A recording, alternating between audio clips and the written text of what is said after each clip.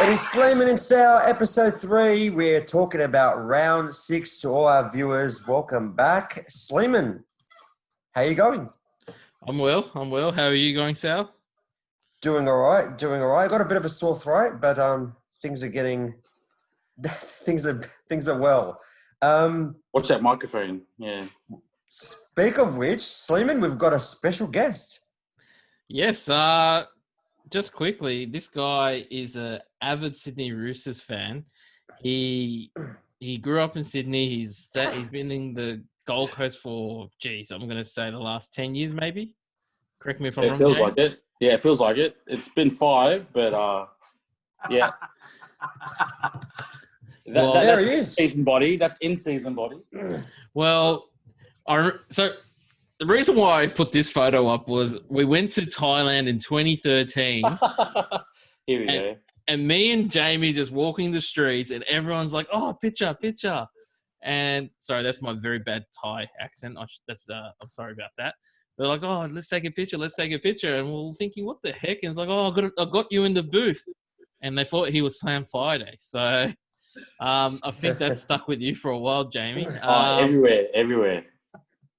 Your NRL alliance, the Sydney Roosters. Your other alliance, I just put the St. Mary's Cathedral. I couldn't think of any other alliances that you had in the NRL. Just New South Wales. Just the struggle street. Well, New South Wales has been good the last couple of years. Yeah, hasn't been too bad, but yeah, it's probably the worst state to live in when it's that round 6 mark. And all the relos start giving it to you, and people that can't even catch a football are experts and giving it to you at work. That's probably a negative, but. Well, Jamie's an expert on Facebook, as everyone knows, the pest of Munchie Raba, and we're ready to go. You're back. Welcome back to the podcast.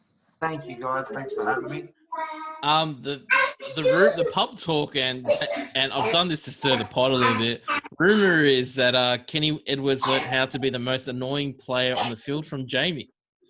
I was just an observer, but some of his antics on the Gold Coast are legendary, and they don't really make it to light because he's not really that much of a first grader. But you want to talk A-grade pest? Kenny Edwards is your man. Where is he now? Where is he now? Is he he's over in France. He's playing for Catalans, and then he went to somewhere else. That's right. What a job. Yeah. He's there with Birdie. Into the abyss.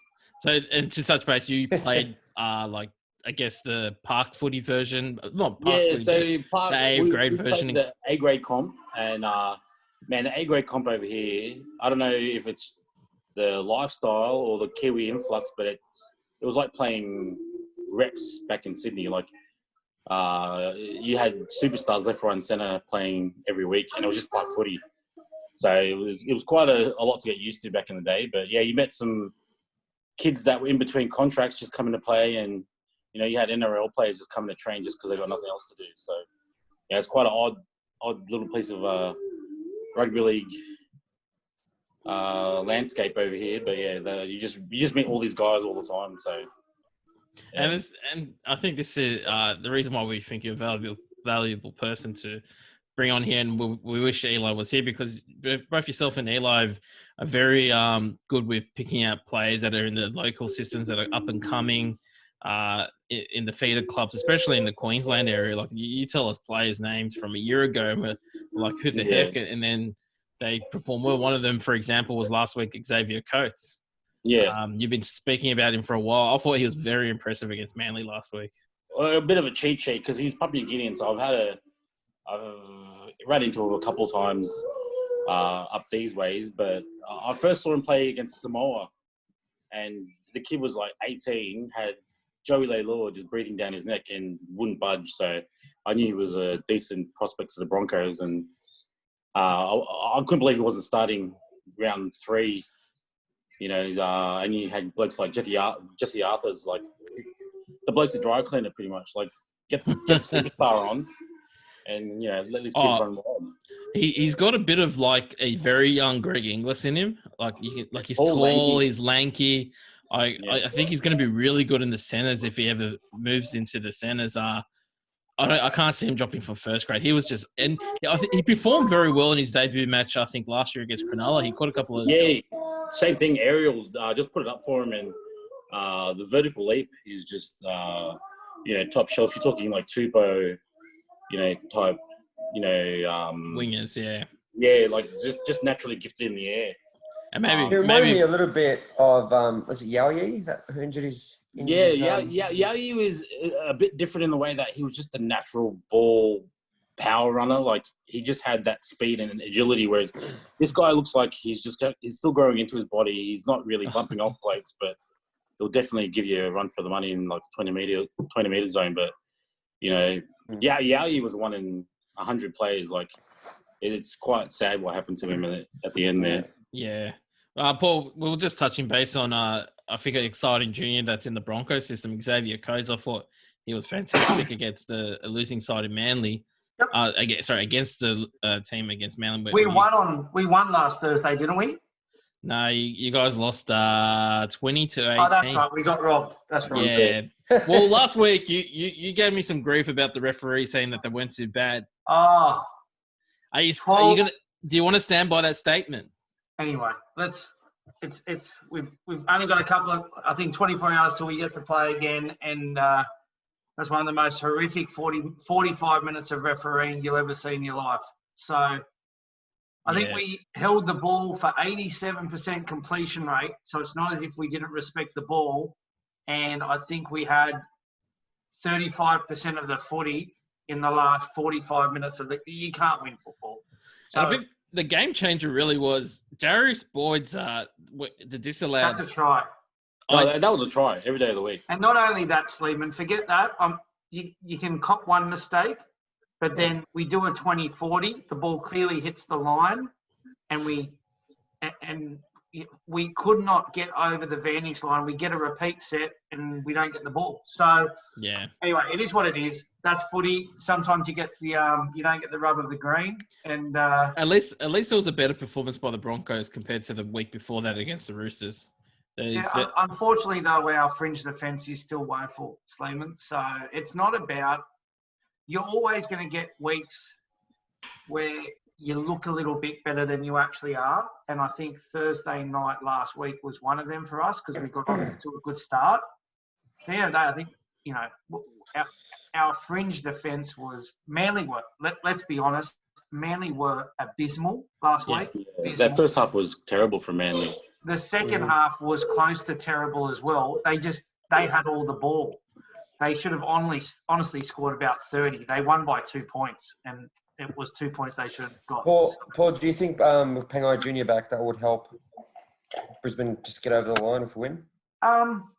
Mate, my honest opinion is that's not where our problem is. Our problem is our fringe defence. So yes, Pangai will help out on one edge, but it's the wrong edge. He plays on the left edge in attack. So. Well, you got Alex Glenn coming back, who's a pretty solid player.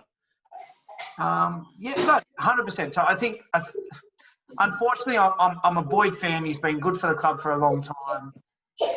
I think it's fair to say, if you were watching it last week, you've been watching him for 2 years, you're fearing for his safety. Unfortunately, he cannot tackle, and he's going in head first and bouncing off blokes. And I think he got someone in the nutmegs last week, I think, and the bloke was out for the count. He literally kamikazed him with his head. So I think there's genuine issues when you're carrying not a hooker, not a playmaker, a genuine outside back on your bench, so you can cover a bloke for political reasons. And spot on. Yeah, it's just not ideal for the club, but I think Seibold's made all the right decisions.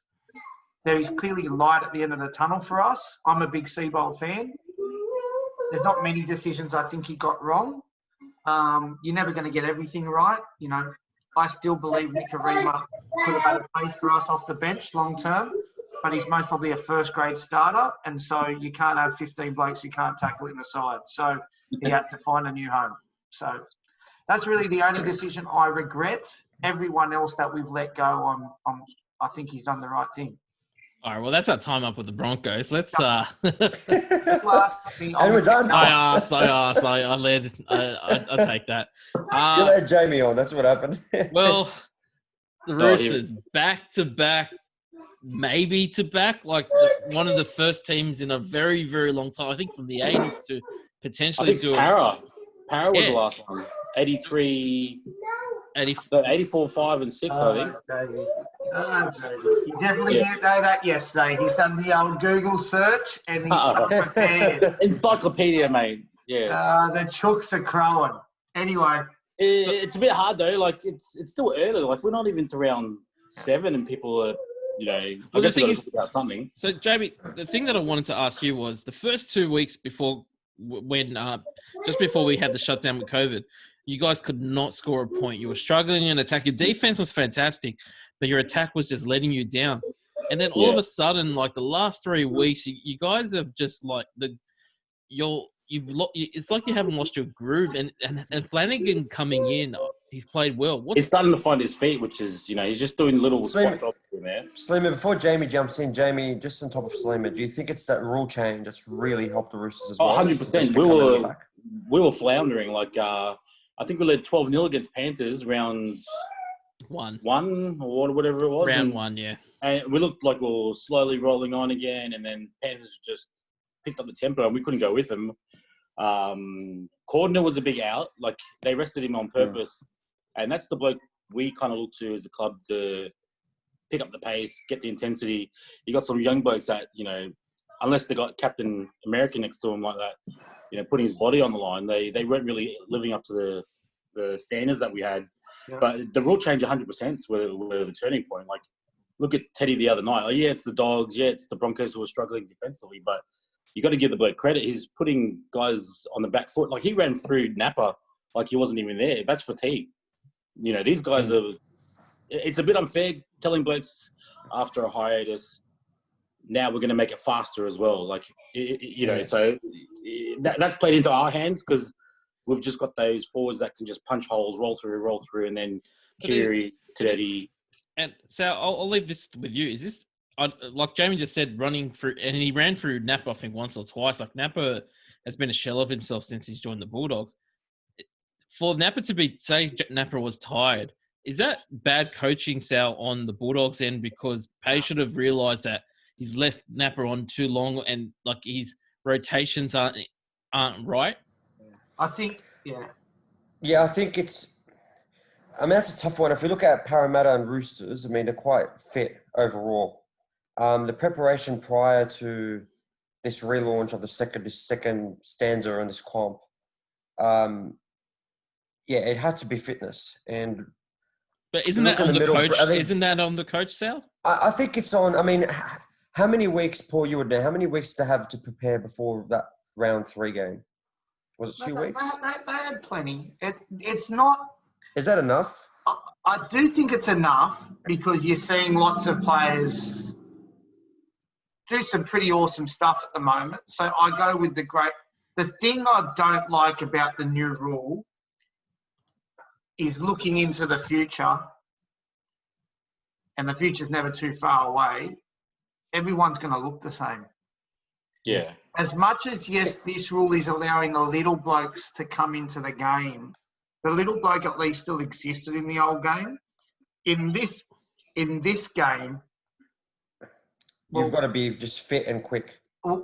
George Rose does not exist in this game. Yeah. Well, you know who came to my mind, Paul? Do you know who came to my mind? Is Darren Brett. Imagine him in this comp. Well, imagine, I don't know, Shannon Boyd, like, he won't get a start anywhere now, Yeah. So, no. Stephen Price, a Ruben Wiki, a player that can play long minutes and be effective as well. That's the type of player that you want. That's what makes Payne Haas so valuable for the Broncos because he's insane. He plays long minutes and he doesn't lose that intensity. He's taking up the ball. Same thing with Jason Tomalolo. But the Roosters look fantastic. An underrated buy, and I'll leave this open for everyone to comment on, is Josh Morris. No. Like, they lost Billy Smith, who looked like the future not the future, but looked like a solid first-grade player for the Roosters. Where is he? He did his ACL. Just after we let Latrell go. And I was like, about the kids they've got. I don't know, Jamie, I'd like to ask a quick one to you. Yeah. The reason the Roosters are so powerful, this is not the question, is that they chose to everyone has to make a sacrifice on their roster somewhere. Yeah. They made it by not having big bopper forwards. That cost a lot of money. Well, you look at it feels like you got 15 back rows and Hargraves. You look at Hargraves, when he first came over, he was just big, solid. He was just intimidating. But if you look at his development and progression, he does so much work in the middle. He doesn't just stand over blokes. He'll do 30 tackles, and that's where all these young fellas are like, well, look at this bloke. He's at the back end of his career, and he's putting me on show. Like, you know. A player that I love, I think he's got to find a home somewhere else. And if I'm the Dogs or someone, I go after him. Sam Verrills, playing 20 minutes. Yeah, it's a waste. It really is. Well, that's the someone thing. needs to come out and offer the bloke 600 But grand. Paul, would you want to leave if you were Sam Verrills, given that Jake Friend's got how many years left? It doesn't matter. Well, that's the question. Well, obviously they're saying to him, you're going to play here next year, right? I wouldn't leave if that's the case. Either way, someone's got to make, like, as a comp and as a supporter of another club, we've got to go after the fringe players that matter, like Sam Verrills, Billy Smith. If they're not playing first grade, they can't be there. Yeah. You know, But would you want to leave the Rooster system? Well, I think Jake Friend will get the shits, you know, and Jake Friend's not retiring. Well, no, he'll play forever. But he is 30 years old, so he's 31 next year. So he's got 3 more years of peak career. Yeah. 3 years of peak. I think your peak is between 27 and 30. I think he's on the downward trend. He's playing, downward spiral, but look at Josh Maguire. Josh Maguire, people have said to me, that's what the Bronx are missing at the moment. Yes, we made the decision to let him go because we didn't want him for 4 years and he wanted a long contract with North Queensland. But he's what we're missing. A bloke who goes in and just makes 30 tackles, 15 hit-ups and has a motor. Like, and he brings culture to a club. Like, I'm not a big culture person, to be honest. Best player plays. But Jake Friend is a leader. He's a back-to-back premiership captain. Captain, yeah. He's not going anywhere. And if he is, someone needs to take him and take him now. Well, I'm only saying for him to be let go only because they've got probably a cheaper version of Sam Verrills in their wings in their system right now. And someone's got to make that a target. Hey, Paul, if Jake Friend gets injured again and Sam Verrills is gone, that's Roosters' fault. Who comes in? No, I get that. All right, so that shouldn't be up to them. They should have to go like the rest of the comp and they have to dig into their kit bag and you end up with Corey Pay, like the Broncos. You know, you don't get Sam Verrills when a bloke gets injured. Yeah. And that's the thing. Sam Verrills came out of nowhere last year. He came from the Manly comp. He actually played with Matty Johns' younger fella, and they played grade together at wherever they're playing at North Sydney or wherever. It's clear the bloke can play. Well, Matt Johns earmarked him 2 years ago, saying the Roosters have just picked up this young kid. He's probably the best number 9 I've seen run around in that age group for 5 years. So if that wasn't an indication that this kid's got the goods, and he just sat patiently behind probably the best number 9 at club level, just waiting his time. And when he came on, he almost ousted him. He had Roosters fans calling for Jake Friend to retire last year. Like, we don't need you. Like, that's your captain. And everyone was just saying, this kid's the future. If he's like Paul's saying, if you don't pin him down, we're going to miss out on watching him play at North Queensland or the Gold Coast or somewhere where they actually need a quality number 9. Yeah. But someone's to pick him up. Like the Dogs, like if I'm the dog, like I'm either saying I'm going to Roosters and saying, guys, out of respect to you, which one do you want? Because the one that you don't want, I'm going to go after aggressively. And I'd actually go to Roosters board and I say, guys, we need a fucking hooker. Like, let's make no mistake. Oh, don't get me started.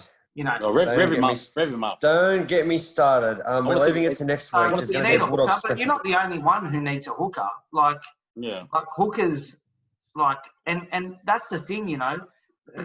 Fainu goes down for Manly. They're stuck with, you know, How's that? the Miranda pop-up store, Danny Levi jeans, you know, and that's just that's horrific, you know. Yeah. So And they had two quality hookers. They had Fainu and Coruscant. They were on the same boat. They could only keep one. Yeah, they let him go because he's older. Because people attacked him, and that's what should happen here. And then your reserve hooker is Danny Levi. Now he's a fringe first grader, but you shouldn't be getting a Sam Verrills sitting there for 2 years playing 20, 30 minutes a game when Friend goes out coming into the side. That shouldn't happen. When you know that this guy's quality, he should be getting picked up. Anyway, another massive in for the Roosters this year compared to last year is, all honesty, my number one pick in fantasy this week. He has to come into your sides, Angus Crichton. He is just damaging in this version of football with tired fringe players. He knows how to hit a line, and he looks fit. So he looks like he's got his Origin form back from. Oh mate, he's back 2 years ago. He wants his 150 grand a year for Origin, and he'll be collecting this year 150 Genos. Thank you very much, Angus Crichton. He's off contract. Paul, do we think Avriella made Crichton look like a star? What?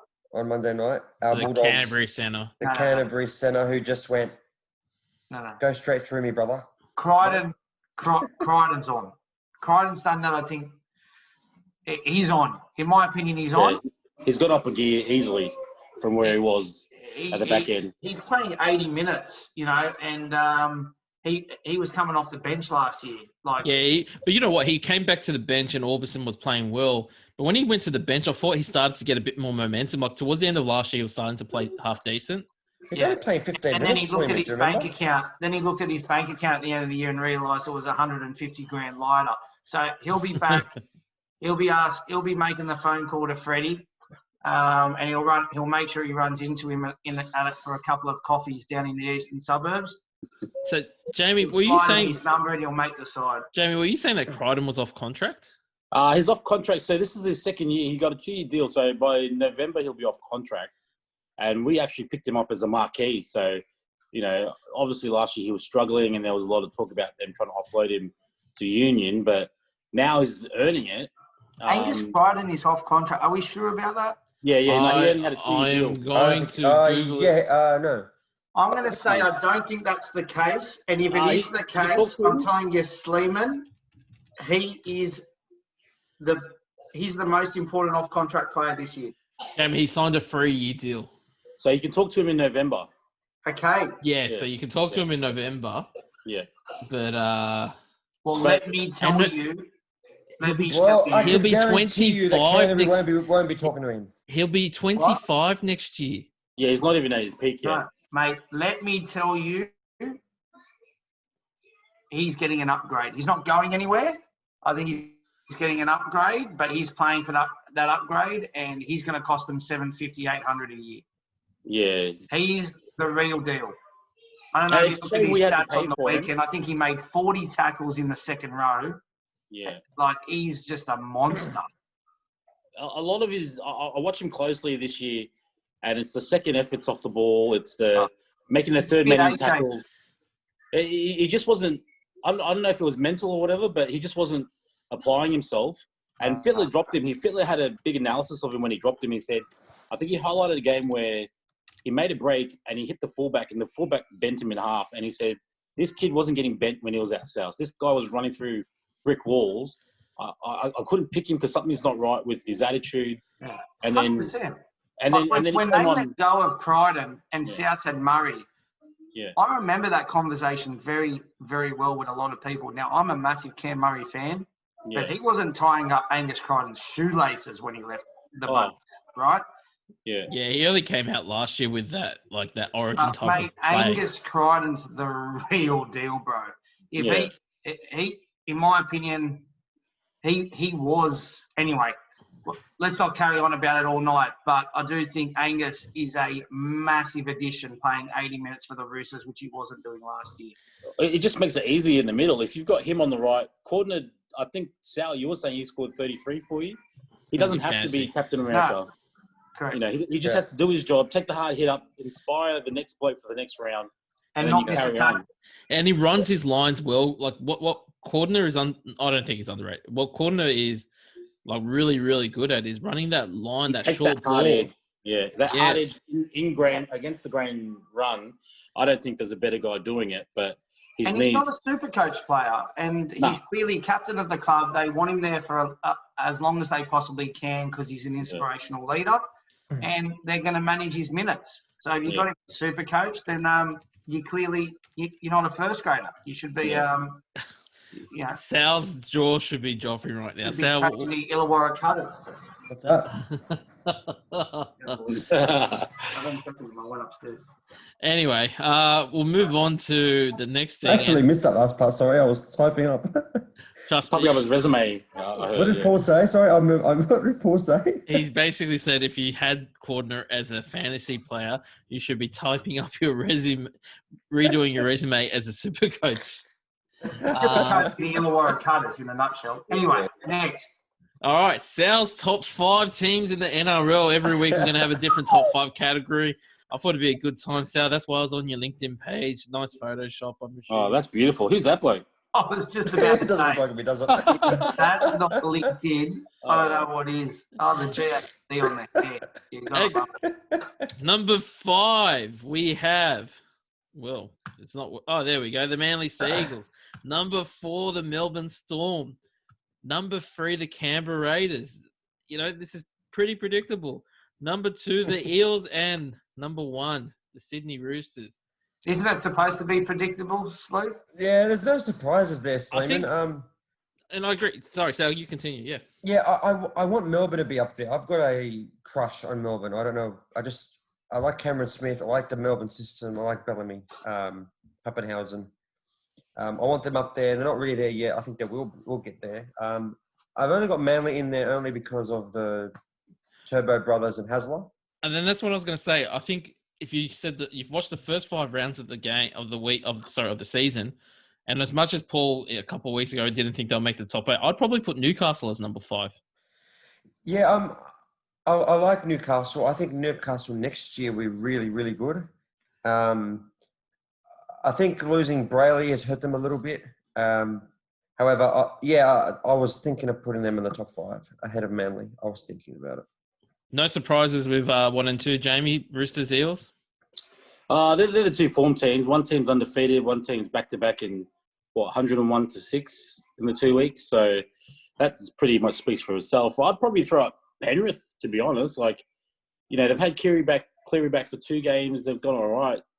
I look at sides like Newcastle, and I really think they are the other side of the coin of these rule changes. Like, they had big boppers, Safidi, Clemmer.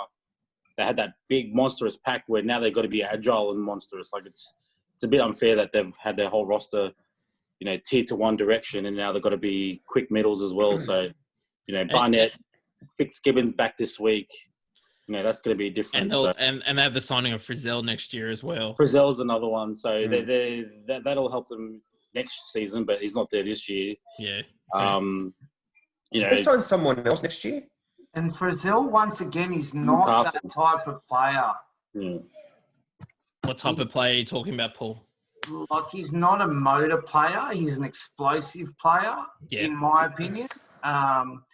He gives you really nice, short, sharp bursts, and he gives you that X factor. He's not an arrow, So, anyway, interesting. I think the South second row is really, really, as of next year.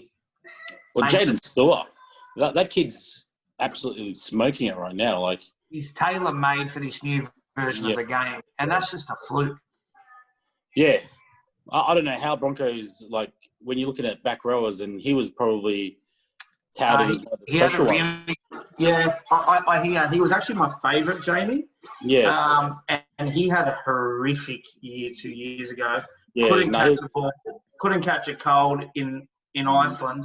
And, it was no good. It was no good. It was horrific. And he got concussed about, I don't know, every fifth tackle he took. So it wasn't a good year, and they had some hard decisions to make. You can't have 15 second rowers on your unfortunately. And I think we have made the 3 right decisions. if I'm being honest. Pangai, Fafita, Haas. I think they're the 3 trophies in the cabinet. Absolutely. Yeah, definitely. So Paul, we had the team that you most impressed you, and you had the Roosters. So did Sal, and Sal had Roosters and Eels 1 and 2, and I think that's a perfect segue to what I feel like is the match of the round. The Eels and the Roosters. Now the Roosters are 6 because they started 0-2, but they're building up some form, and they're a $1.44 favorite against the Eels. Gentlemen, do you agree? Match of the round? Oh, it has to be. You get some teams building up their ledgers with easy wins. Like Para beat a couple of walkthrough teams early, but you got to be good enough to win them, obviously. But I honestly think Para's going to struggle in the middle at this point, this early in the season. Kane Evans is a big drop off because he brings that lankiness, that offload. That's really going to hurt the Roosters while we're struggling and under the pump. So and I think the Dogs got maybe 5 or 6 reset tackles second half. But there's just no one to capitalise on it. There's no offloads. There's no continuing the play at speed. Para's going to have that. So it's going to be really interesting how these middles work each other out. But Sal, for me, it comes down to one thing. The Para hold on to the ball and their outside backs in particular. Mike Acevo can't have 3 fumbles. If he has 3 fumbles, it's game over. Game over, yeah. And that's that. Just the Roosters don't have that. Yeah. Well, I was talking to the boys at the start about this. Last week, Wonga Blake beat a guy that's played 3 first-grade games. Without those 2 incidents, probably Para don't win that game. You're not going to get that against Morris and Marnie on the fringes. Like, they're not going to give you easy 60-metre runs like that. They're going to swallow you up. So it's really going to come down to who gets that middle continuously rolling and capitalising. I can see a few sloppy periods for the Roosters like we had the last 2 weeks where the other sides weren't really energised enough to take advantage of it. But Para might be a different story this week, so we'll see what happens. Hopefully Mitchell takes a page out of Foran's book. I thought. Yeah. Hey, honestly, let's be honest. That bloke's unbelievable. Whatever the Dogs need to do to re-sign him, they need to do. If he had a hamstring, he would have scored 2 tries in the second half. He's special. Yeah. Well, what he does, Paulie, is he runs direct. He's an old school footy player. He just takes the inside shoulder. He shows you enough of the ball on the outside. Someone's going to make a decision, and he's got a big enough body to run through you. So, like I said, if he didn't have 2 bung hamstrings, he would have scored 2 tries on us. And, 2 teams couldn't put 2 tries on us, but Kieran Foran could have. Exactly. And I think if Mitchell goes direct, because he can go a little bit lateral at times when he's looking for a try. So if they get under the pump, real under the collar, I think sometimes you see Mitchell start running from side to side, wanting to be in every play. And I just, as everyone who knows me knows, I'm a big Mitchell Moses fan. I love him to just really, he's got the ability to be a Kieran Foran clone. Dummy go, show his speed, go straight to a hole, take a tackle. And Dylan Brown's the real deal, and I think everyone knows that. So as long as, for me, it comes down to the wingers, Brett Morris and Daniel Tupu. Well, Tupu's good for a mistake or 2, but he hasn't been the last few weeks. But if Blake Ferguson and Sevo can limit their errors, which they're prone to have many of, I actually think Para are right in this game. I really, really, really like the Para second row. Lane, Madison, Nathan Brown, and a real mobile pack in Junior Paulo and Regan Campbell-Gillard, and pretty much Reid Mahoney and Jake Friend. Well, they negate each other. The one's just a younger version of the other. So I think it's going to be a cracking game. And I actually think Luke Keary's that good, but Para's got them in the halves. So it all comes down to me, errors in the wrong parts of the ground. And if I had $1,000, I'd definitely have my money on the Roosters. But it's going to be a cracking encounter. Sal, I just wanted to touch, like we were talking about, we've been comparing the lineups. The back 5 of the Roosters, the back line of the Roosters, the 1 through to 5 versus the Eels 1 to 5. Who do you take? Yeah, it's Tedesco, Sleeman. I think Tedesco just makes that massive difference. I It's like not- Gutherson. I think he's one of the fittest. But I would go Roosters. Oh, that's a no-brainer. Yeah. I think the back line for the Eels is quite underrated. Not underrated. It's really, really good. I understand the Tedesco argument, but I think on their day, when those 5 players are just firing, they're a tough matchup. But Yeah, no, they are. but But the halves are yeah, if you went the backs versus backs, it's a different question because Brown and Moses, I do think. Oh mate, anyway, we're clutching at straws here. It's going to be a cracking game. I don't like matching people up. There's no doubt Clinton won't have any issue with us saying that Teddy's a better player than him. He'll most probably say it himself. But he's someone that is definitely impressing me. I'm not going to lie. He seems a bigger body. Yeah, they're huge. They're all 6'2". What? Back line. They're all big bodies at that power back line. I think Brown's 6'2", Wanga's 6'4", Yeah. Virgo's 6'4". They're all fucking giants, man. So they're not small bodies. Yeah. No, All right. I think let's go. I can't wait for that. Actually, that's going to be an absolute bloody rip snorter. Yeah. match of the round. And Paul, we've got your tips in for the team that Oh, look disappointed at those you, eyes. Cronulla Sharks. And Sal had the Bulldogs, but that was pretty obvious. I think Paul, you're bang on the dollar here with the Sharks. They didn't really turn up, I think, against the Dragons. And if you want to bet this week, Is it a term deposit? I don't think it's a term deposit, but bring up the odds. I don't know what the odds are. What are the odds for the Titans versus the Dragons? Oh, Dragons are geez. $1.60. Well, that's ridiculous. They were horrific on the weekend. I think they dropped the ball 5 times in their in goal. Mate, I don't think Ravalawa caught the ball, apart from the last catch of the game where he strolled over. I actually don't think he caught the ball once, apart from that time. And I thought the Dragons were horrific. If it wasn't for Ben Hunt, who I've always said he's a top 5 halfback in the game, I understand maybe he's better at hooker, but he single-handedly won him the game. There's no doubt about that. He showed his class, and he scored 1 try and set 1 up, and with nifty footwork at the line in the final 10 metres. So, I know he's a confidence player, but apart from him, they literally showed nothing. Him and Dufty, without him and Dufty, they had a scutter, like nothing. So then, Sal, do you agree with Paul's decision to have Cronulla as considering what he was saying about the Dragons not playing that great and they still won? Do you think the Sharks were the disappointing team of the round?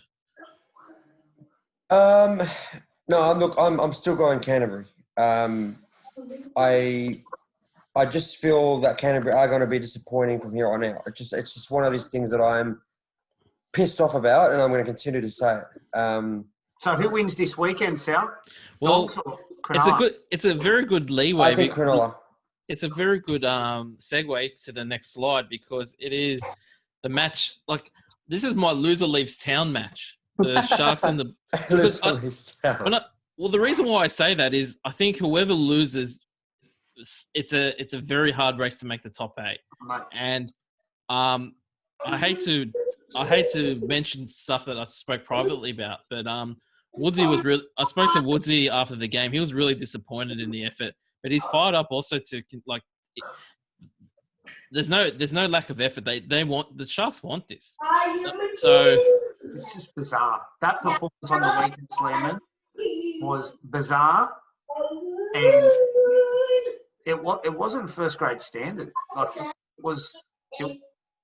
I love the Sharks. I think they've got a great roster. Their leader's unbelievable. As you've heard me say, I think Wade Graham's as good a captain as you're going to get. But I think, honestly, this week, if I'm a betting man, I'm using last week's game as my barometer to find my value of the round which most probably means neither of them will win. But I think dogs into the Titans, which will most probably get you $7. I think that's the value of the round. All right. Well, there we go. Well, That's So you're saying dogs to win? dogs to win into Titans to win. I think James? Sharks 13+, to be honest. That's how bad. I was close to saying the Dogs were the team that impressed me the most. in a losing effort. They showed glimpses. They actually Paul's onto something. Like you brought it up about man management, but when they brought on the two Fuzzy Wuzzy Angels, bro, like they actually had a lot of punch, a lot of pulling apart shapes and stuff. Any other team, they probably would have had a lot more luck and a lot more joy out of that middle. Can I ask why that wasn't a try, by the way, to Crichton? I sort of missed the replay. I got up and left. Which one? The disallowed one. I think was a player like impeded from tackling the. Yeah, I think there was someone was impeded. Yeah, on the edge. Anyway, okay, so they scored another try. Okay, so that's a try, and all I'm saying is that I thought their movement in the back line, they threw quite a bit at the Roosters. The Roosters are that good. The try that they put on, that Foreign scored, wow. Oh, that was slick. It was very slick. They put some of those moves on against the Sharks. Mate, the way they're playing, Hopper could score 140 this week. So fantasy. So you're saying that's your pickup of the round? Well, I'm tossing up between Dwayne and Hopper. One of them have to come in along with Crichton, and I'm not sure which one I'm going to take. But who do Tigers have this week? They've got the Tigers have Cowboys. Oh, aren't they rubbish? Oh. Yeah, right now they're struggling. Yeah. Well, that's exactly why I don't know who to go with. We'll stick to the positive, Paul, and we've got the player that impressed you the most. And you just texted me the red Ferrari. And if you've missed it in the past couple of weeks, Paul has been on the hype train for Latrell Mitchell that he's going to come good. And he had, I think, 3 tries since the try. He's warming up. I put my money where my mouth is. I brought him in Supercoach a week early. I put the captaincy on him. Obviously, the captain on him. Yeah, I put the C on him.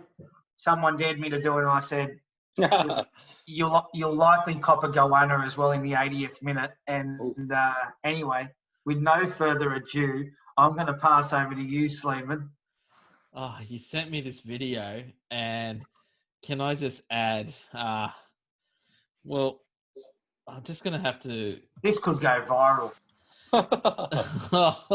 Let's not Cody Walker's video, is it? Oh no, Cody. So hopefully you guys can see that. So he's just put on a bit of a jink and an offload to allow a try in the corner. I'm going to have nightmares about. The boys went up, and Joey's head, who I was playing in Supercoach, exploded. He was feeling sorry for himself. And fortunately, neither of us had Teddy in our side. Yeah, geez, Tedesco, a Supercoach record. Was it finished with 199? 99, yeah. Oh, geez. That's a joke. Just kidding. Brett Morris got me 140 without captain. That is some math. He scored 1 try. No, but he set up a few. Who's that? Brett Morris. Brett Morris got 140. If we're talking about duds this year from a Supercoach standpoint, I don't have him.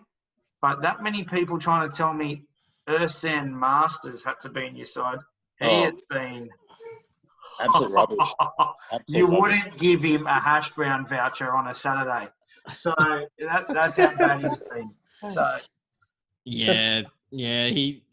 Anyway, let's go on to the next slide, Sleeman. Well, the Rabbitohs were impressive. It was against the Titans, who I think in the second half they actually had a crack. I think Bryce Cartwright. I know you weren't in fact. I think you mentioned before on one of the WhatsApp threads you couldn't believe that Cartwright got 1 point in the Daily M's, or someone had mentioned that. I didn't think he was that bad for the Titans. I think he was probably their best. I think. When did he get that? Didn't he? Last I heard, he wasn't playing. Like, and then I saw him on the weekend. He got vaccinated. I said, Crichton wanted the 150. Cartwright wanted the 700. Unfortunately, he took the needle. Yeah.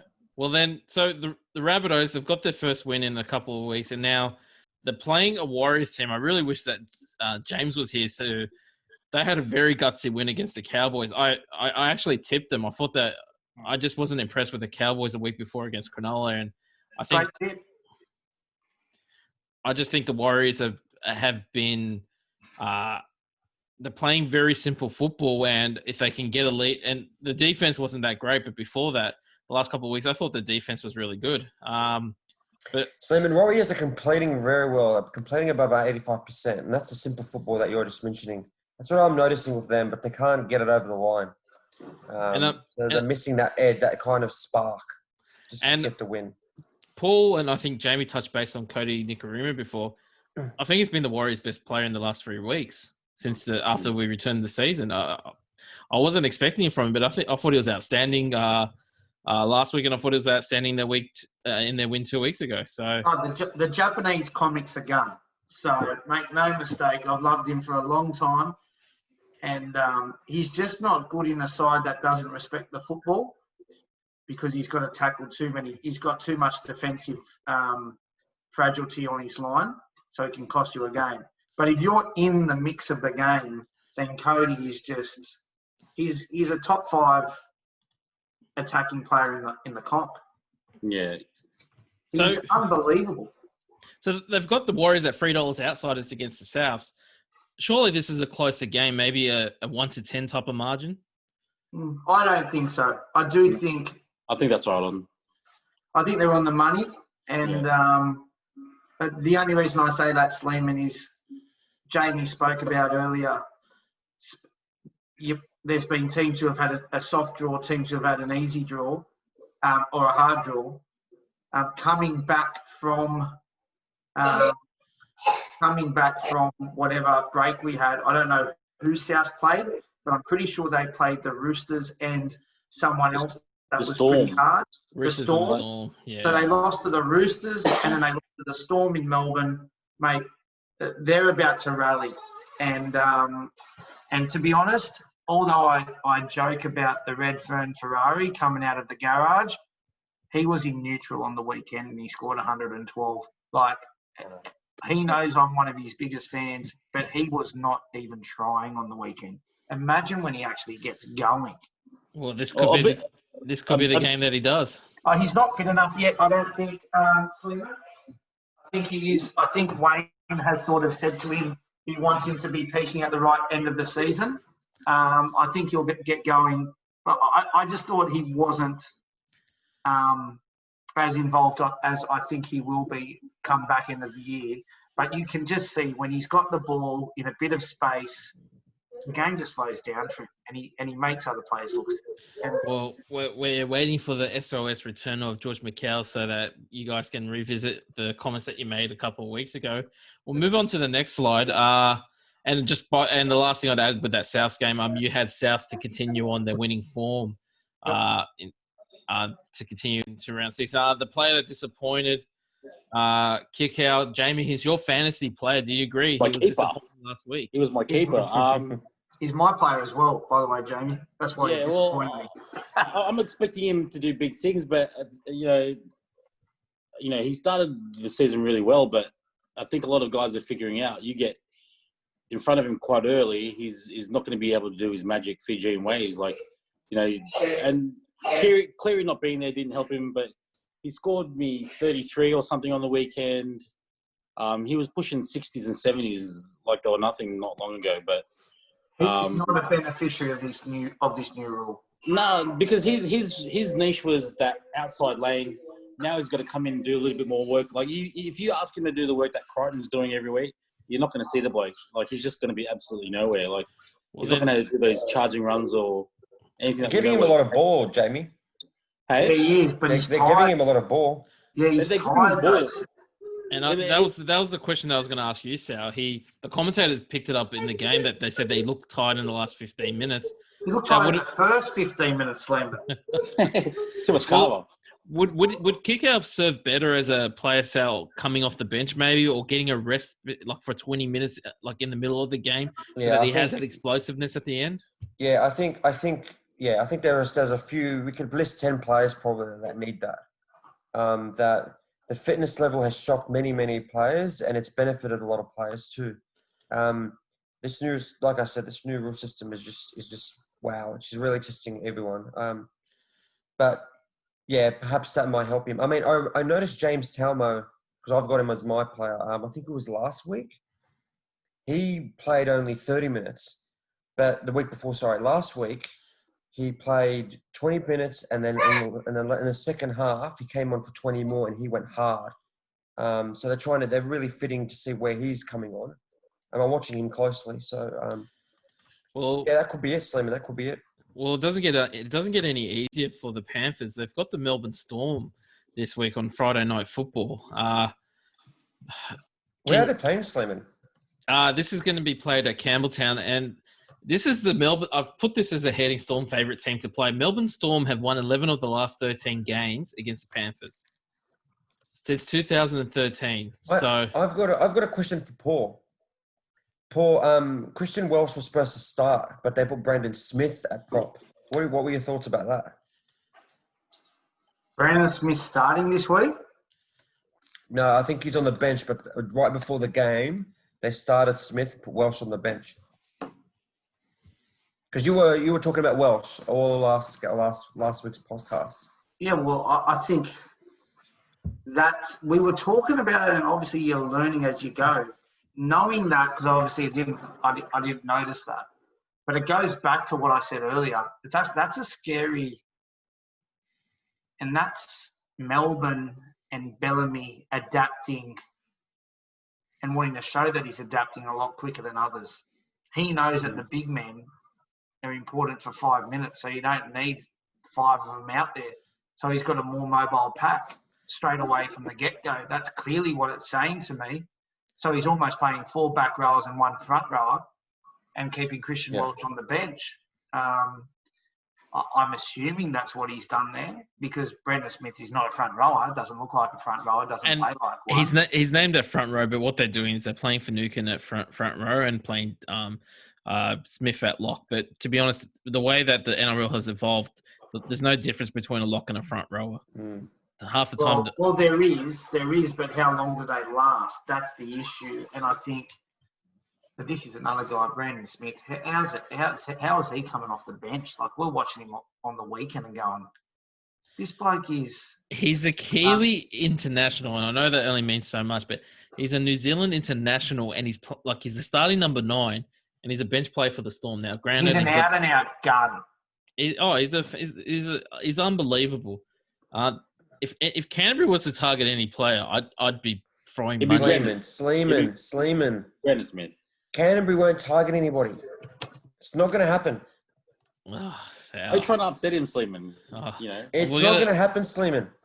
We ain't going to get anybody. We're going to leave this discussion for next week if Canterbury lose. Guys, just quickly, do we give Penrith a chance against the Storm? Like, I think it's clear-cut Storm will win. I think Storm and Storm are going to get better. They're behind, and they're going to adapt in the next couple of weeks. They'll get there. All right. Top 3. So we've only got 4 more games left, and we'll just summarise these real quick. Canberra Manly, it's 2nd versus 7th. We said that we weren't really impressed with the Manly's performance. Canberra were no better. I think the Tigers really showed up in defence. I think Canberra's attack they were getting frustrated a little bit. South. Fleming, this is going to be 1 point. Ooh. It's going to be a field goal is going to win this. I can't pick it, but a field goal is going to win it. And there was classic derbies last year. Manly won on the buzzer last year as well. I love a buzzer game. I love it. They're both cracker games. Paul, do you agree with Sal's comment about it being a 1-point game? Yeah, like it should be a close game. Yeah. It definitely won't be a close game if Manly play the way they played last week. Yeah, that was a horrible match. Do you guys remember the Danny Levi error that was done right in front of the? I don't know where it was. It was shocking. That really turned it around. Well, he got benched in the first 10 minutes. He got benched. He got benched after 20 minutes for Lachlan Croker. Yeah, it was 2 errors I think he made. He should have been benched minutes before kickoff. So he got benched luckily 20 minutes into the game. What is the latest with Fainu? I asked this last week, and we said we're still waiting for the court appearance. Yeah. Manly's liking his chances, but to be honest, I don't see how the guy plays again this year easy. Just a side note, Jack DeBellin, I saw on 9 News today that he may play next week. He's confident. June 22nd. So what does that mean? Does that mean his case is adjourned or case is done? No, he goes to court on June 22nd. If it's clear, he plays.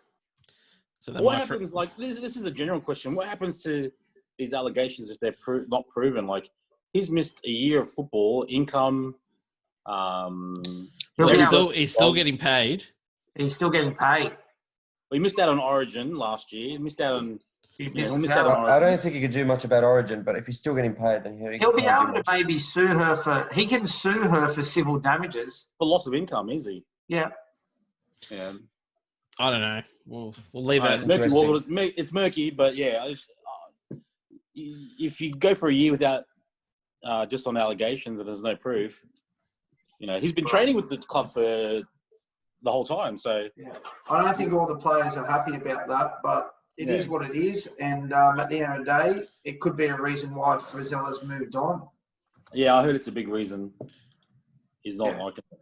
I don't know if it is a big reason. I don't want to get into that rumour innuendo, but at the end of the day, if he is innocent,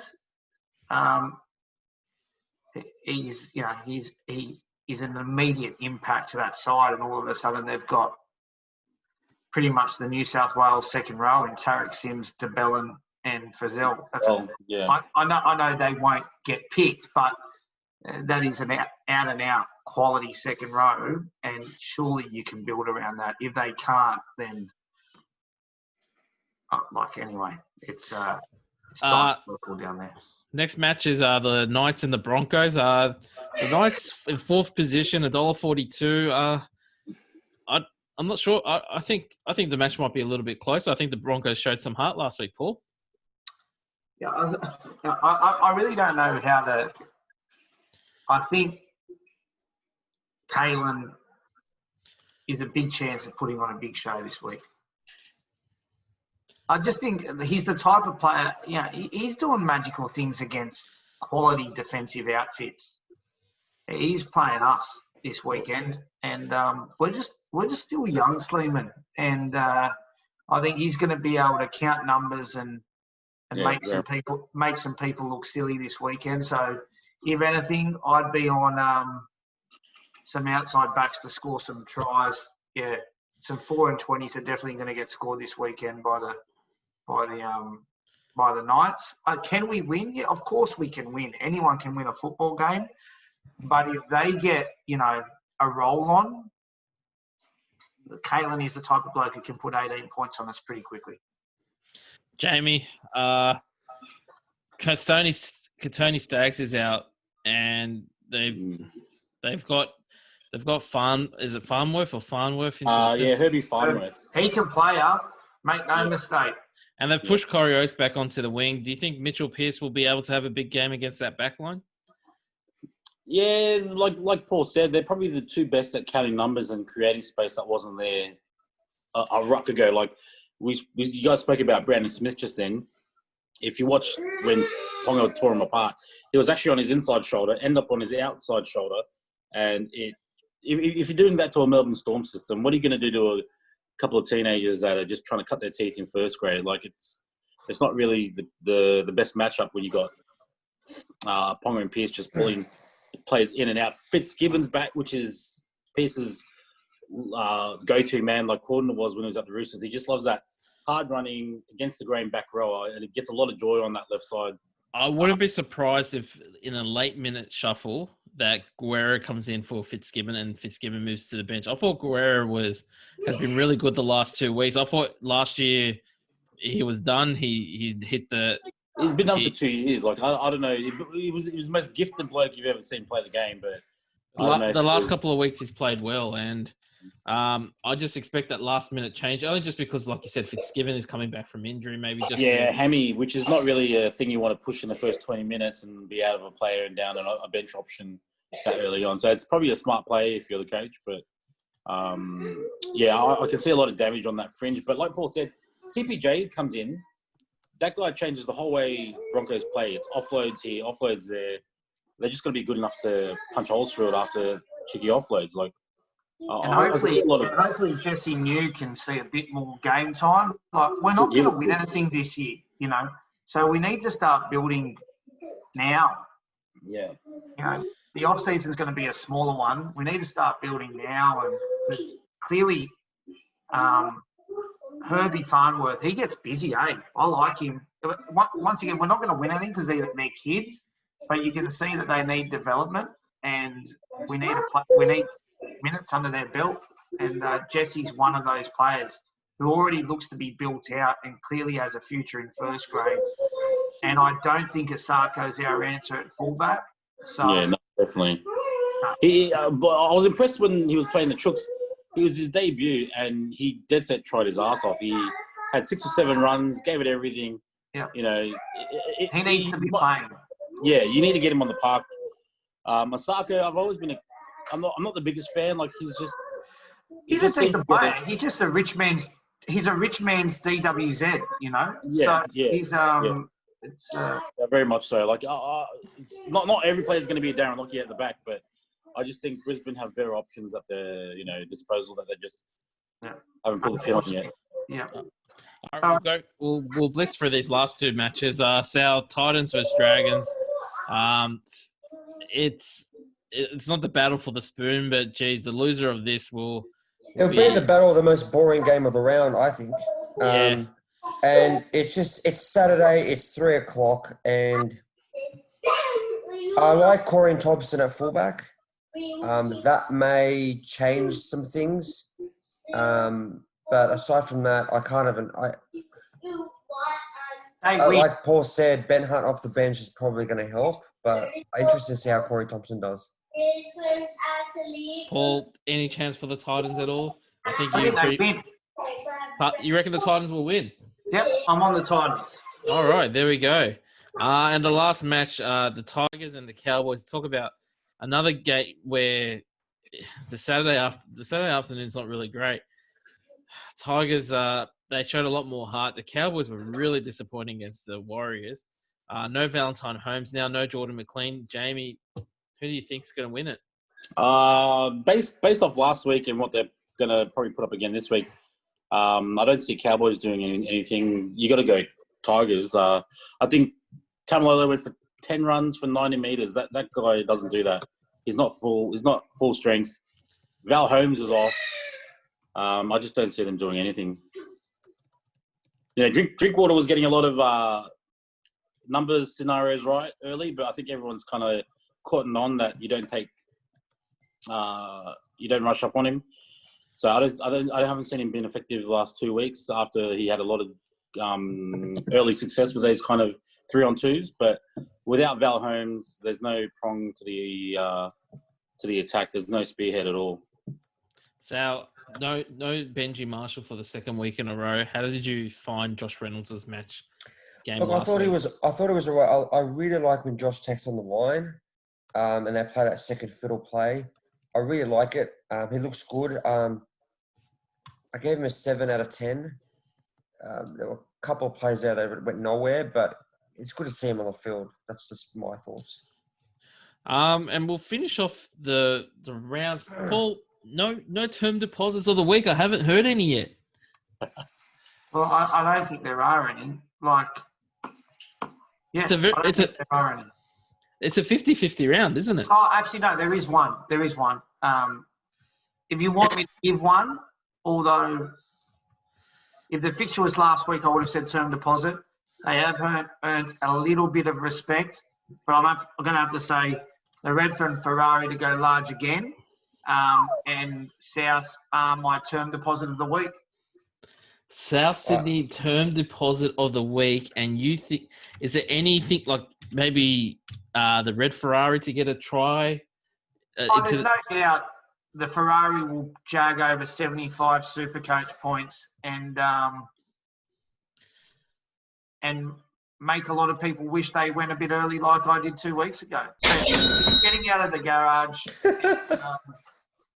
here's my player to impress yet again. All right. Well, you heard it here That's first. an official segment now. Bizarre. Yeah, I was waiting for it. I've been waiting to play that sound for the whole thing. Paul hasn't really touched on it, but yeah, the South, Latrell Mitchell, get him into your fantasy lineups. Maybe get him as an anytime try scorer into the South win. You look at who he's coming up against. Peter Hickory is probably the biggest turnstile in the game. So Paddy Walker and Latrell coming down that corridor, I'd be having sleepless nights if I was that edge. All right. Mm. Well, Sal, I think we'll wrap it up now. I think that's it, gentlemen. Are we excited about the round? Yeah, I'm really excited to see Pangai back. I'm keen to see us have a hooker for the first time in a long time, at least coming off the bench. So I think the Bronx are going to start bucking, not just yet. And it's how much longer is Boyd going to play for? You know, he's had a great career, and you hate to see it end this way. But our edge defence is horrific, and hopefully we can clean it up. If we can, there's a chance we jag a win. It could be a really nice weekend for me. But Ponga for me. Ponga, if you want smokies who are going to go large this week, I think Ponga and Latrell, they're the ones to go large. Sleeman, I'll let you do the noise. It's Ponga and Latrell Mitchell, according to Paul. All right. Yeah. You don't like either of them? No, I like them both. I really do. I think Cody Walker as well. Yeah. All right. Well, gentlemen, just a heads up. I can't wait till next week's podcast. It's Melbourne Storm versus the Warriors, and ready? Roosters versus Dragons. On that note, that's going to be round 7 for next week. Jamie, thanks a lot. I hope you enjoyed Slim and Sal, and it was quite good. We look forward to having you on again. And next week, gentlemen, thanks, boys. It's a Canterbury Bulldog special, and I cannot wait. We're going to get Emil on, and hopefully G-Mac, Paul, we hopefully can get you on, and Jamie, if you're keen to come on next week, why not? Until then, Sleeman, I'll let you wrap it up and finish it off. All right, thanks, guys, and we'll see you next week. The pest from Mudgeeraba. Thanks for joining us. Wait, can I just give a 7 out of 10 for Sal's mustache as well? Like, it was given that rating. That mustache is glorious. He rates it. He rates it. Don't worry about it. He actually thinks it looks good. It's time for an update of that LinkedIn profile. Oh, that mustache run. All right, it's fiction and non-fiction, and that is non-fiction. We'll leave it there. Thank you, gentlemen. Working beautifully.